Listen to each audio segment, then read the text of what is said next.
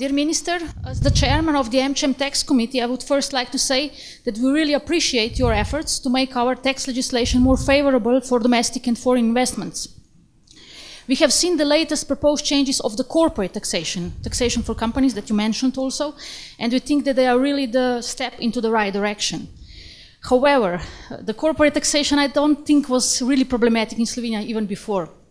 It is the personal taxation that's worrying us most. We believe that current personal taxation of individuals, that is so high that this will not attract further employments, especially of well-educated people. And my question goes, what happened with the social cap that was mentioned already in the introduction, and I think this was mentioned also in your coalition agreement? Social cap meaning that we would limit the social security contributions, because right now, above a certain level, they are actually perceived as taxes because individuals do not get anything in return. Further, don't you think we should further increase the tax brackets that you mentioned so that an individual with an average or average and a half salary would not fall into the highest taxation, what happens now? And finally, the proposed change to introduce additional tax bracket with 50%, we believe it's absolutely too high, especially when we take into account the social security contributions and also no social cap. What is your strategy here? What do we want to achieve? What kind of people do we want to attract? Because we are afraid that living or seeing all these companies leave Slovenia lately and making their headquarters into other neighboring countries especially. If this trend continues, there will be nobody to save from in the near future. Thank you. Yeah, thank you for these questions. Let's take the easy ones first. So the tax brackets. We have the idea, I think it's also in the coalition agreement, I don't know if it's mentioned exactly, but certainly my idea would be to increase further the margin for the highest, for the 45% bracket to something like two times the average wage. I don't think it would be sensible to do it in one step, because that would create a huge tax saving for some people immediately. But we have done the first step, or we have proposed the first step. It's now in the parliament. And we would like to go on with further steps to reduce the burden on the middle class incomes. Now, this can be done by increasing this margin. It can also be done by increasing the general allowance, because, as you know, we have a very special system of this general allowance, which is digressive, or how should I call it?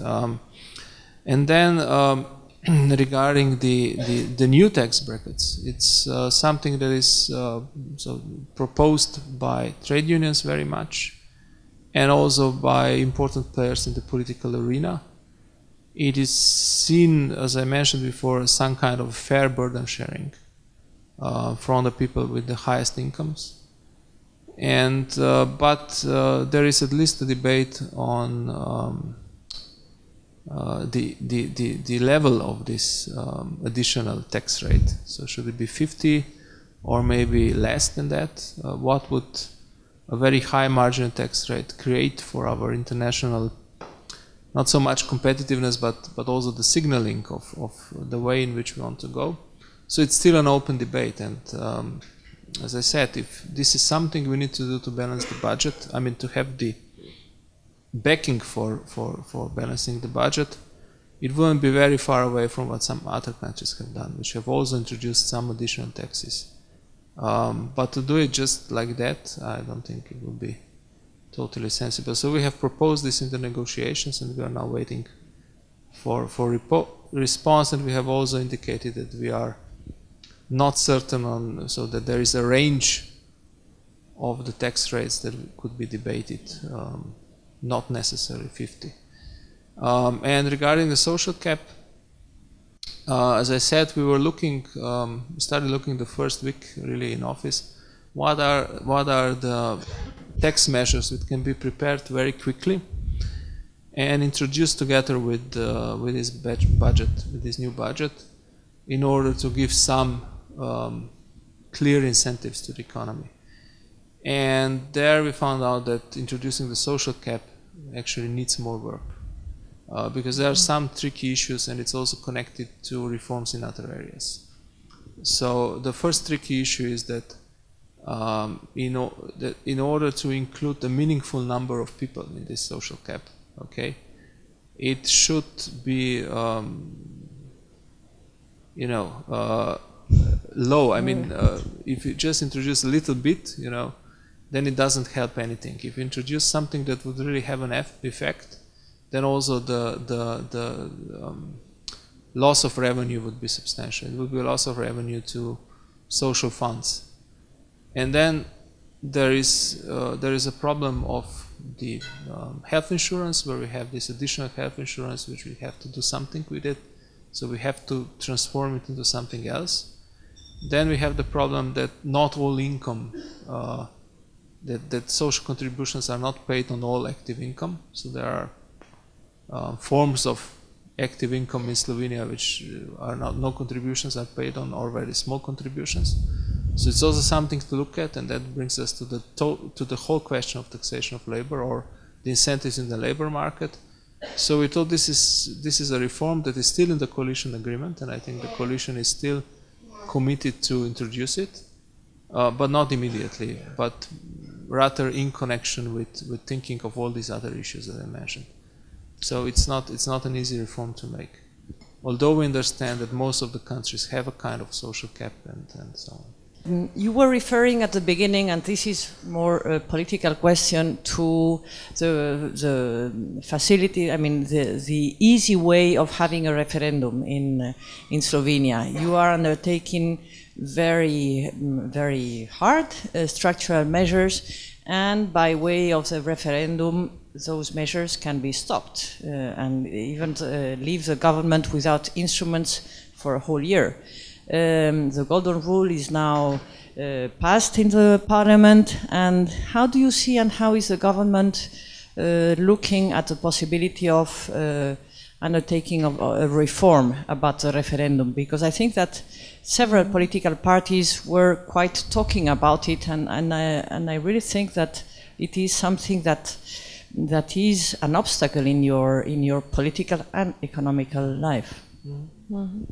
Yeah, I mean, there's a whole agenda of possible constitutional changes, and we have started with this fiscal rule because it is important, but not only because of that, but because we also felt from the talks that were there in the political arena that there could be a consensus for this fiscal rule, or at least the necessary 2/3 majority.